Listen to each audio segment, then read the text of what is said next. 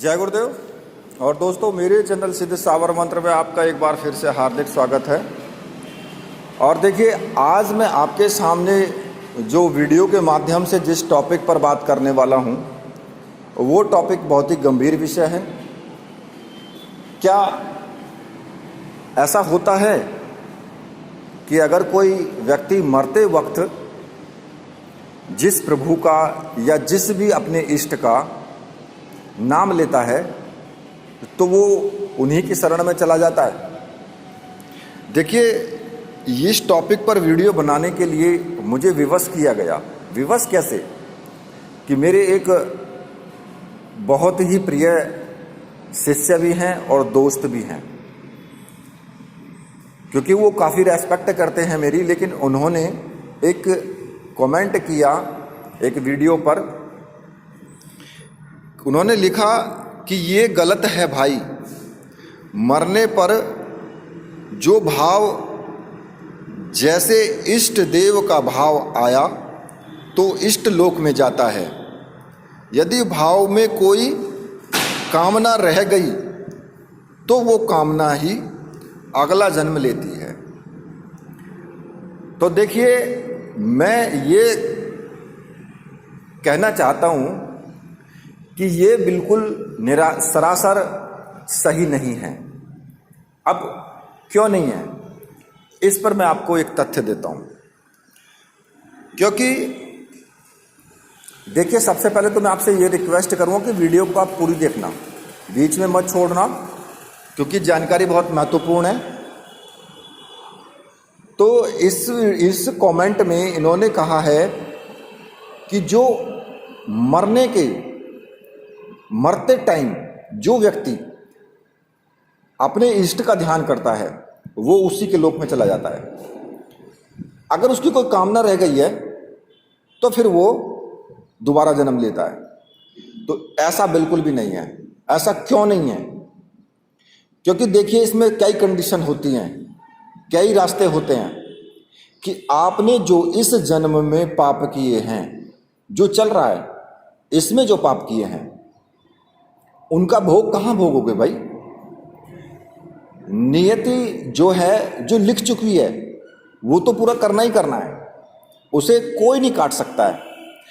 इतना जरूर है कि अगर आप अपने इष्ट का ध्यान करते हैं, इष्ट देव हैं आपके, गुरु हैं आपके, तो आप उन चीज़ों से जो आपको दंड मिलना है, जिन किए गए कर्मों के पापों का दंड आपको मिलना है, उनमें थोड़ी रियायत हो सकती है। कहते ना कि होनी थी फांसी, लेकिन एक कांटा लग करके ही वो बला टल गई। कहते ना, कभी कभी किसी का एक्सीडेंट हो जाता है, तब ये कहते हैं लोग कि पता नहीं कौन से जन्म के कर्म का फल आगे आ गया जो बच गया। ऐसा भी बोलते हैं ना, सुना होगा। और ऐसा भी बोलते हैं, अगर किसी को गंभीर तरीके से कोई चोट लग जाए, बीमारी हो जाए, तो ऐसा भी बोलते हैं कि पता नहीं कौन से मेरे पाप के दंड हैं जो मुझे भोगने पड़ रहे हैं। ऐसा क्यों बोलते हैं फिर? वास्तविकता ये है कि वो अंदर की आत्मा जो है ना, क्योंकि आत्मा तो पवित्र होती है, आत्मा कभी भी बुरा नहीं करती किसी का, और ना ही वो बुरे कार्य करती है। ये सिर्फ हमारा जो शरीर है, इस शरीर के साथ में जो 5 चीज लगाई गई हैं, काम, क्रोध, लोभ, मोह, अहंकार, ये चीजें मन के साथ में होती हैं, मन से जुड़ी हुई होती हैं और इस शरीर से जुड़ी हुई होती हैं। तो ये मन जो है ये करवाता है सारे काम। जो अंदर आत्मा बैठी है, वो आत्मा कभी भी बुरा काम नहीं करती है, ना ही करवाती है। वो एकदम पवित्र और शुद्ध होती है। तो उस आत्मा की आवाज होती है ये, जो उस वक्त व्यक्ति बोलता है कि पता नहीं मेरे कौन से पापों के दंड हैं जो मुझे भोगने पड़ रहे हैं, वो उस पवित्र आत्मा की आवाज होती है। अब रही बात उसकी कि देखिए, हमने जो पाप किए हैं उनके दंड तो हमें मिलने ही मिलने हैं। ऐसा तो नहीं हो सकता कि हमने लास्ट में इष्ट देव का ध्यान कर लिया और हम उसी लोक में, उसके ही लोक में चले गए।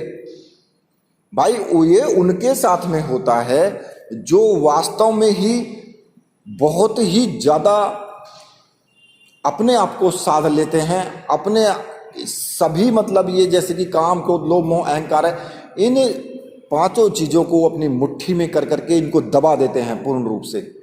जिनके अंदर कोई विकार पैदा नहीं है, उन लोगों को भी जन्म लेना पड़ सकता है। क्यों? क्योंकि हो सकता है कि पिछले कर्मों का जन्म, पिछले जो कर्म किए हैं पिछले जन्मों में, उनके कुछ पाप बाकी हों जो कि भोगने हैं। अब ऐसा क्यों? आप कहेंगे कि जी ये तो सरासर अन्याय है कि आपने तो कई कई जन्मों के बता दिए। हाँ, मैं जो कह रहा हूं वो सही कह रहा हूं। क्यों? क्योंकि महाभारत में भी प्रसंग आया है, भीष्म पितामह को अपने 100 जन्मों की याद थी कि मैंने 100 जन्मों तक कोई भी बुरा कार्य नहीं किया, लेकिन फिर भी मुझे ये सजा क्यों मिली कि मैं बाणों की सैया पर हूं। तो उस वक्त कृष्ण जी ने कहा था कि 100 जन्मों से जरा पीछे जाओ, एक जन्म और पीछे जाओ।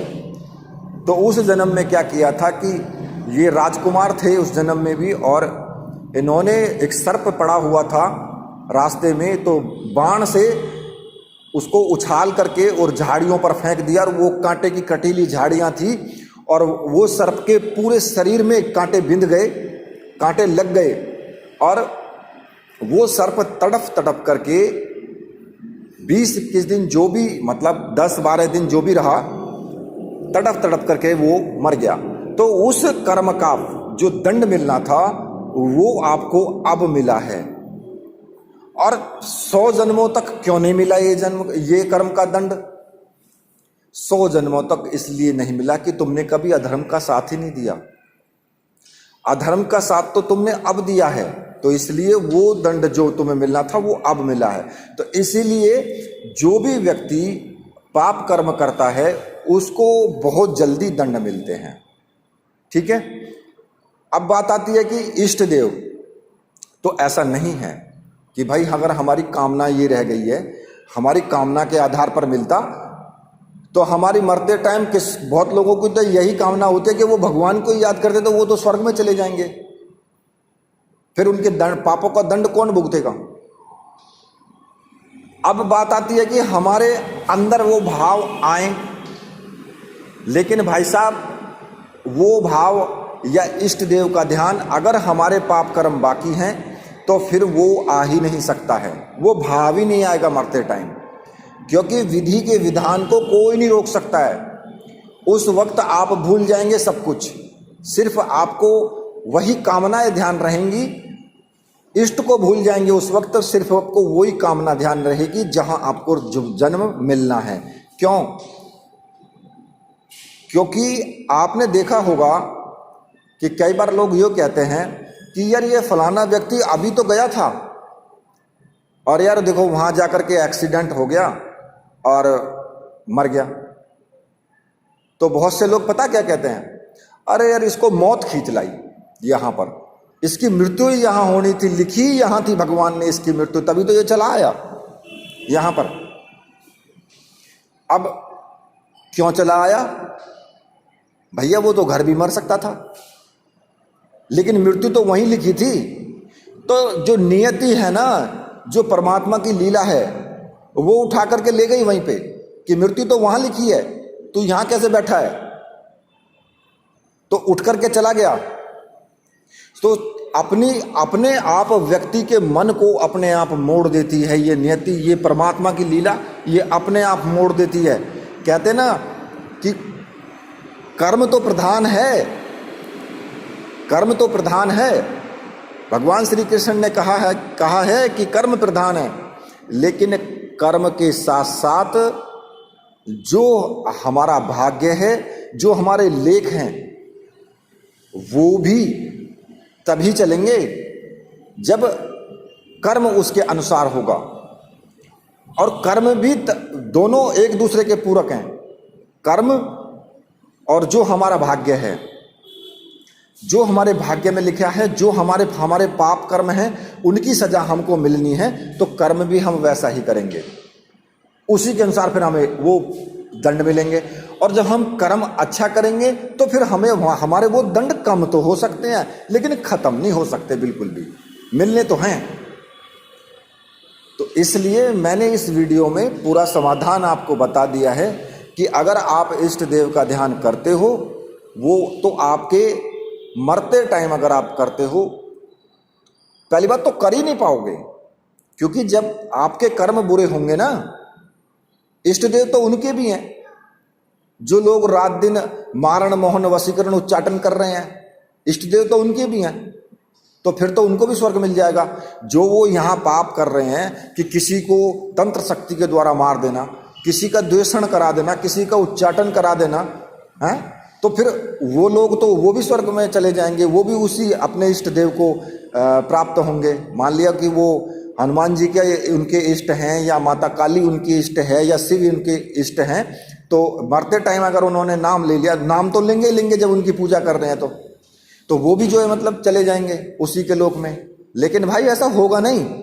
इष्ट देव को पता है कि इसने कितने पाप किए हैं।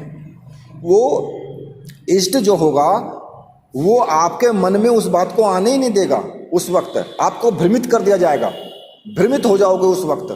सिर्फ तुम्हारी कामनाएं ध्यान रह जाएंगी बस, और कामना भी वो कि जो तुम्हें दंड मिलना है उसी के अनुसार तुम्हारी कामना तुम्हारे माइंड में, तुम्हारे दिमाग में आएगी, तुम्हारे मन में आएगी। वो सभी पर पर्दा पड़ जाएगा बिल्कुल एकदम, कि आप अपने इष्ट का ध्यान आप कर ही नहीं पाओगे, इष्ट का ध्यान उस वक्त। तो देखिए ये क्लियर है, ये अटल सत्य है जो मैंने आपको बताया है, ठीक है। अब जिनकी समझ आए वो भी अच्छा, और जिनकी ना समझ आए वो भी अच्छा, ठीक है। तो इसी के साथ अब मैं वीडियो को यहीं पर समाप्त करता हूं। तो मेरे साथ बोलिए, बोलिए वीरभद्रंबली हनुमान जी महाराज की जय, बोलिए मेरे परमहंस सदगुरुदेव की जय।